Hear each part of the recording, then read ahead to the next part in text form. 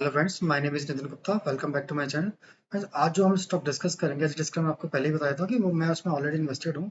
और मैंने जब इस स्टॉक को अपने पोर्टफोलियो में ऐड किया था तो यही सोच के ऐड किया था कि एक यहाँ से कि ये मल्टीपल स्टॉक्स बन सकता है, टर्न अराउंड कंपनी हो सकती है और इसमें मेरा लॉन्ग टर्म व्यू है। तो किन पॉइंट्स को मैंने उसमें ध्यान रखा था, मैं आपके साथ वही डिस्कस करूंगा। चलिए चलते हैं आज के स्टॉक।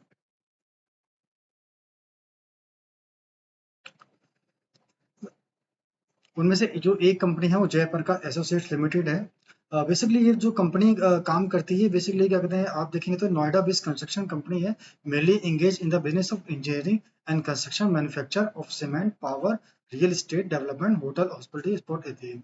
तो जो उनके रेवेन्यू सेगमेंट है वो फर्टिलाइजर से 37% है, और कंस्ट्रक्शन 33.5% है, सीमेंट से 22% है, रियल एस्टेट से 4% है, होटल एंड हॉस्पिटल से 3% है, अदर सेगमेंट से 0.5% है। और जोग्राफिकल स्प्रेड इनका 88% डोमेस्टिक है और इंटरनेशनल डबल वन 11% है। तो बेसिकली जो कंपनी है वो ऐसे सेगमेंट के अंदर है कि जो जिसको हमें लगता है, जिसको अब आगे जिस तरह का रियल एस्टेट बूम कर रहा है और जो पावर की डिमांड बढ़ रही है, वो उस सेगमेंट में कि वहां से वो मतलब मुझे ये लगता है कि यहाँ से क्या कहते हैं, इस कंपनी ये कंपनी जरूर टर्न आउट साबित हो सकती है। और अपने बिजनेस को, क्योंकि पुराने प्लेयर उनको काफी अच्छा इनके पास सेटअप ऑलरेडी बना होगा। ठीक है, और कहते हैं इनके पास जो सेगमेंट है, मतलब बिजनेस अभी पूरी तरह से खत्म भी नहीं हुआ। और फिर ये क्या कहते हैं, अब प्रॉब्लम इसमें सिर्फ यही जो नजर आती है, वो मुझे नजर यही आती है कि भाई जो कहीं ना कहीं डेट डेट की वजह से कंपनी इस टाइम प्रॉब्लम में है। और कोई रीजन मुझे नजर नहीं आता। ठीक है, अगर आप यहाँ पे देखोगे तो यहाँ पे इन्होंने डेट को रिस्ट्रक्चर भी किया था। जो the company has total debt 19,097 crore as of financial 22। The lender of the company have approved a deep restructuring of the company's debt in the joint tenders from dated 22/6/17 for the outstanding amount of debt as September 3 2016 ऑफ 31,640 crore. Total debt was classified into sustainable and unsustainable, and a master restriction agreement dated October 31, 2070 has been expected by lender. However, there have been delay in service of the restricted debt as well since December 2018. Okay. As of the December, the promoter have pledged 20% of their holding. तो 20 ये इस तरह का इनका plan था structure करने का, और दिसंबर 21 में इन्होंने, जो प्रमोटर ने अपने क्या कहते हैं प्लेस भी किए थे 20% शेयर। बट अब अगर आज आप देखोगे तो वो प्लेस परसेंट ऑलरेडी नहीं है। इससे हमें ये सब नजर आता है कि जो प्रमोटर है वो कॉन्फिडेंट है कि भाई अब हमारी कंपनी जरूर गिरो, अब हमारी कंपनी का जो टाइम टाइम आ गया है वो उसमें काम भी कर रहे हैं। इसलिए उन्होंने अपनी जो प्लेजिंग परसेंट को वापस ले लिया और वो अपने पास रख लिया है। ठीक है, मार्केट कैपिटल 5692 की है ओनली। ठीक है, स्टॉक भी नहीं, कुछ भी नहीं, कोई माइनस में हमारे पास है कंपनी। और आर 2.74% है, और लास्ट 12 मंथ का जो प्रॉफिट है 106 माइनस में है। प्रमोट 30% है, और इंडस्ट्री भी 9.5 का है, और करंट प्राइस 23.2 का है, और बुक वैल्यू 6.84 की है। और कुछ नहीं, प्लेजिंग परसेंट 0.2% ही रह गई है। हाई प्राइस ऑल टाइम 340 का है, किसी टाइम पे जिन्होंने हाई पे 340 लगाया था। तो मुझे इसी प्राइस के अकॉर्डिंग मैंने इसको देख के लिया था कि यहाँ से ये एक्चुअली 10x तो हो ही सकता है। हाई लॉस का 6.55 है, था वीक 50 वीक टू, यानी एक साल में यहाँ स्टॉक ऑलमोस्ट 5 टाइम तक पहुंच चुका था। डिविडेंड कुछ देती नहीं है, फेस वैल्यू 2 रुपए की है, और नंबर ऑफ शेयर इतने हैं। अगर हम इसके क्वार्टर रिजल्ट देखें तो क्वार्टर रिजल्ट सारे जब रिजल्ट देखें तो इन्होंने मतलब दिसंबर 22 से यहाँ पर डेटा है 1440 से 1503। तो धीरे धीरे ये अपना जो सेल्स है उसको मेंटेन किए हुए हैं। ठीक है, और ऑपरेटिंग प्रॉफिट भी पॉजिटिव में ही है। 74 692 करोड़ 65 -18 51 267 73 37 130 250 78 90 तो ये 2 क्वार्टर का प्रॉफिट, ऑपरेटिंग प्रॉफिट माइनस में, अदरवाइज बाकी सबका पॉजिटिव में। अब प्रॉब्लम का है, प्रॉब्लम ये है कि जो इनकी जो अदर इनकम है, अदर इनकम यहाँ पे कुछ क्वार्टर कुछ बाकी समय कुछ क्वार्टर में माइनस में आई है। तो ये भी एक इम्पैक्ट है कि माइनस में रिजल्ट आने का। ठीक है, क्योंकि ये माइनस में, अगर ये माइनस में ना कुछ जियो होगा, क्योंकि इस कंपनी का नहीं है, जो उसकी अदर सब्सिडी कंपनी है, ये वहां से इनकम आती है इनकी। ठीक है, और इनके पास जो बोरिंग है, वहां पे एक हैवी टैक्स आ रहा है 270 करोड़ का। ठीक है, तो इस ये एक रीजन ये है।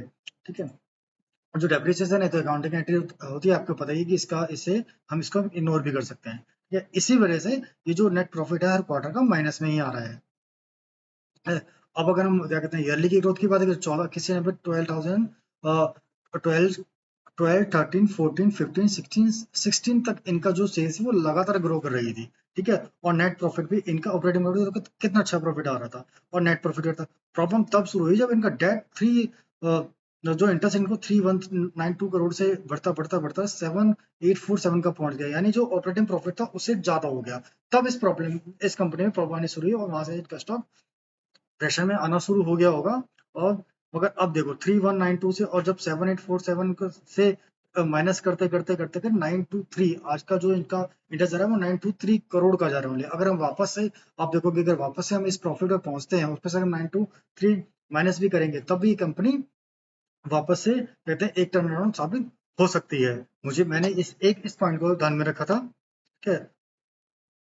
और नेट प्रॉफिट माइनस में इसलिए है क्योंकि अभी सेल्स उतनी हो नहीं रही है, उसके अकॉर्डिंग ऑपरेटिंग प्रॉफिट कम है और हमारा जो इंटरेस्ट है वो हमें ज्यादा देना पड़ रहा है, और अदर इनकम भी उतनी अच्छी कभी आ जाती है कभी नहीं आ रही है।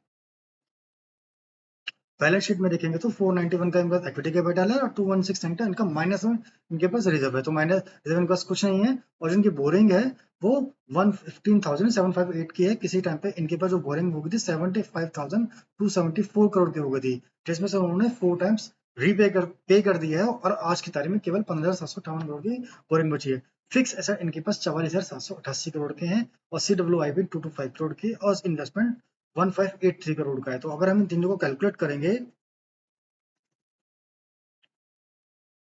44,788 की फिक्स एसेट है और 225 का CWIP है, इन्वेस्टमेंट 1583 करोड़ का है, तो 465996। और इनका अगर जो बोरिंग है उसको माइनस करते हैं यहाँ से 15758, 30,838 करोड़ माइनस, और इसको भी माइनस कर लेते हैं जो रिजर्व है 2169, तो 28,669 करोड़ इनके पास तब भी बचती है एसेट, अगर एसेट को सेल करके या फिर क्योंकि एसेट भी देखो, यहाँ पे एसेट भी इन्होंने अभी बढ़ाया है।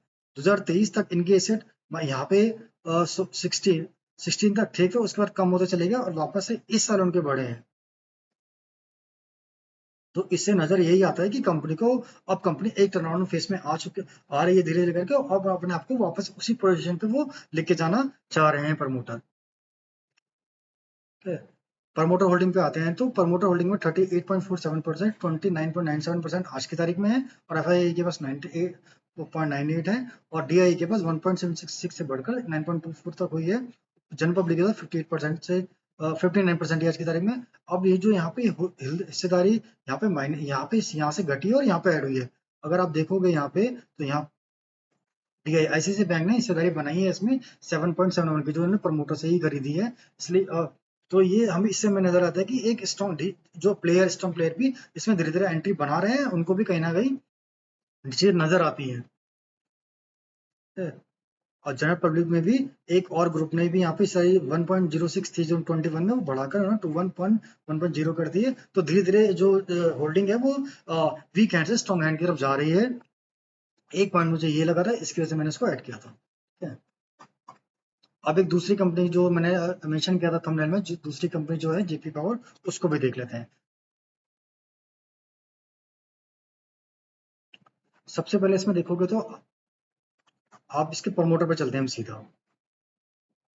प्रमोटर कौन है इसके?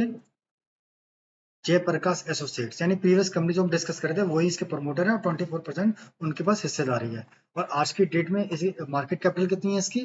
13077 करोड़, ठीक है। तो अगर आप इसको डिवाइड करके देखोगे तो ऑलमोस्ट ये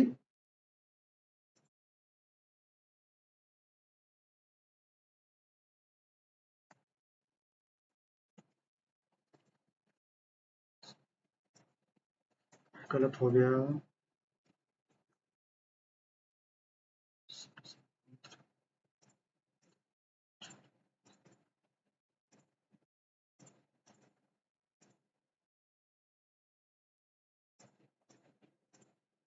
ऑलमोस्ट 3138 करोड़ की, मतलब यहाँ पे इनकी हिस्सेदारी है जेपी एसोसिएट के। और ये स्टॉक भी अराउंड, इसकी देखो ये स्टॉक फ्री पॉजिटिव हो गया वहाँ, यहाँ अगर आप इसका देखोगे तो स्टॉक भी 26.8 का है, ROC और पॉजिटिव में है, और लास्ट 12 मंथ का जो प्रॉफिट है वो माइनस में ओनली -1.65 करोड़ का रहेगा। प्रमोटर 24% है, इंडस्ट्री P 26.0 है, और बुक वैल्यू इसकी पॉजिटिव में 15.6 का है, करंट प्राइस 19.1 का है। और यहाँ पे इन्होंने प्रमोटर ने थोड़ा प्लेजिंग किया हुआ है 80% इसका। हाई प्राइस ऑल टाइम 1144 का है, ठीक है। और डिविडेंड कुछ देती नहीं, फेस वैल्यू 10 है और debt to equity manageable condition में आ गया है, 0.4 ही रह गया है, ठीक है। और इसका अगर अब हम देखेंगे क्वार्टर का रिजल्ट, तो क्वार्टर का रिजल्ट देखो, यहाँ पे इंप्रूवमेंट देखो आप 1201 से 2190, ठीक है। और जो माइनस में हुआ करता था नेट प्रॉफिट, वो पॉजिटिव में आ गया और लगातार 3 क्वार्टर से प्रॉफिट में ही पॉजिटिव में चल रहा है। अगर यहाँ पे डेप्रिसिएशन हटा दोगे तो ये क्वार्टर भी पॉजिटिव में ही आ रहेगा, ठीक है। सेम यहाँ पर कंडीशन हमें ईयरली इसमें नजर आती है। ईयरली 1600 करोड़ से बढ़कर 6628 हो गई है। और जो पीछे प्रॉफिट खराब हो गया था वो पॉजिटिव में आ गया है। इनके पास देखते हैं सेट, इनके पास देखो इक्विटी कैपिटल कितना है 6853, यानी और इनके पास रिजर्व कितना है 63853, और फिक्स एसेट 13.204, और सिल्वर 398, और इन्वेस्टमेंट 191 करोड़ का है, ठीक है। और प्रमोटर होल्डिंग वही 24% एसोसिएट के पास ही है, और एफआई के पास 5.514 है, और डीआई के पास 20.46 की है।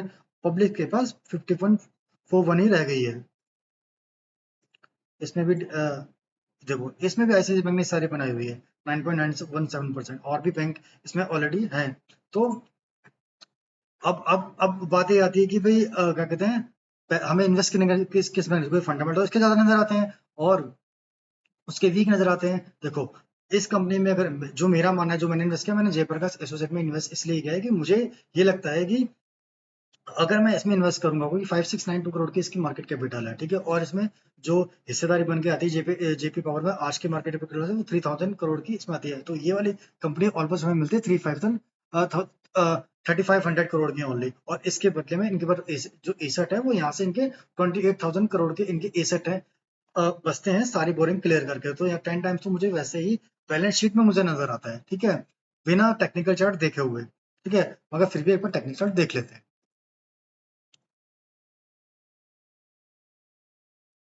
इन्होंने कब बनाया था हाई, वो देखते हैं एक बार।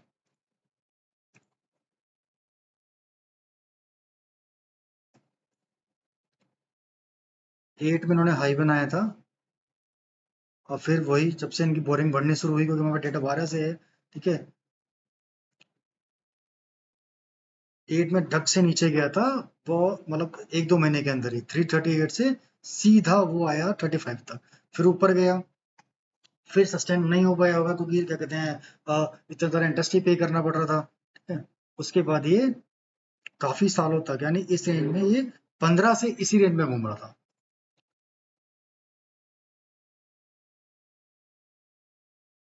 और जब कोविड का टाइम था, तो कोविड के टाइम पे इन्होंने जो लो मारा था 1.45 का लो मारा था, उसके बाद हाँ आफ्टर कोविड ये स्टॉक फिर डाउन नहीं आया, ठीक है। फिर लगातार धीरे धीरे ऊपर करता ही चल रहा है। अभी जो ये पैटर्न हमें नजर आ रहा है, वो पैटर्न नजर ये आ रहा है, इसे हम रिवर्स कप एंड हैंडल बोलते हैं। ये छोटा सा हैंडल, बड़ा सा हेड, फिर छोटा सा हैंडल, जिसका ब्रेकआउट ऑलरेडी हो चुका है। और अगर हम इसका टारगेट देखते हैं,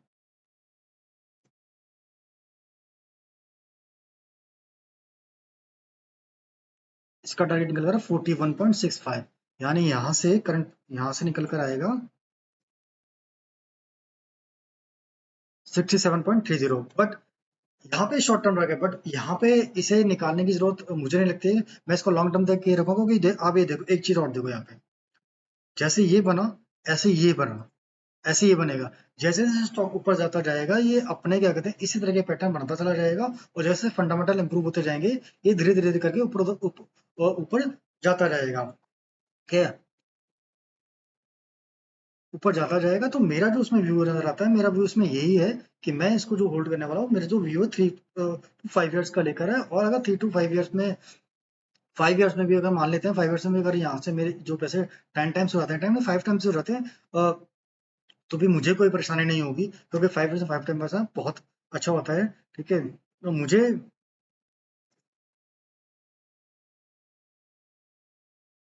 तो ये इस तरह से मैंने इसको समझा था। इस तरह से मैंने उसको एनालिसिस किया था कि मुझे इस तरह से, हाँ ये अभी भी टर्नअराउंड कंपनी है, अभी भी इस तरह से ये रिस्क से बाहर नहीं निकल रही, क्योंकि जब तक फंडामेंटल आपके बिल्कुल क्लियर नहीं हो जाते हैं, यानी जो हमारा नेट प्रॉफिट है, जैसे जेपी पावर में हुआ, जेपी पावर में धीरे धीरे धीरे करके क्या कहते हैं, जो हमारे क्वार्टर रिजल्ट थे वो माइनस से प्लस माइनस हो गए, पॉजिटिव हो गए, बुक वैल्यू पॉजिटिव में आ गई और आईसी वैल्यू पॉजिटिव में आ गई, इसलिए वहां पे थोड़ा सा क्या कहते हैं, मतलब कॉन्फिडेंस ज्यादा लगता है हमें। और जेपीएसएस में अभी उतना नहीं हुआ, मगर जेपीएसएल का लेने का रीजन यही है कि अगर जेपीएसएल में हम सारे लेते हैं तो फिर जेपी पावर जैसे से ऊपर जाएगा वो ऑटोमेटिकली जेपी एसोसिएट को वो उसका बेनिफिट मिलेगा मिलेगा, वो कि वो प्रमोटर हैं और हो सकता है कि वो धीरे धीरे आगे आने वाले टाइम में अपनी होल्डिंग में वहाँ पे इंक्रीज कर। ठीक है, तो ये मेरा व्यू था, आप भी एनालिसिस कीजिए, मेरी किसी तरह की कोई रिकमेंडेशन नहीं है बाय सेलिंग करने की, आप अपने एनालिसिस करके अपने रिसर्च एडवाइस की मदद से ही इसमें पोजीशन बना सकते हैं, जैसा आपको ठीक लगे। चलिए, आज के लिए इतना ही, धन्यवाद, जय हिंद।